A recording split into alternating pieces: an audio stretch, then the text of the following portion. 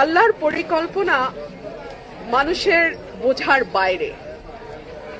আল্লাহর এই পরিকল্পনায় আমার বাবা ৭৩ সালে আওয়ামী লীগের জোয়ারের বিপক্ষে স্বতন্ত্র নির্বাচন করেছিল। রব্বুল আলামিনের কি অদ্ভুত পরিকল্পনা, 2026-এ এসে ধানের শীষের জোয়ারের বিপক্ষে আমাকে স্বতন্ত্র লড়াই করতে হচ্ছে। আল্লাহ পরিকল্পনা এবং তার বাস্তবায়নের প্রক্রিয়া মানুষের বোঝার বাইরে। তো আমি দেখব আল্লাহর কি পরিকল্পনা রাখেন আমার জন্য। এইটুকুই বলবো, আপনারা দেখেন প্রতিটা মানুষের চোখে কতটুকু আশা, ভালোবাসা, আস্থা এবং বিশ্বাস।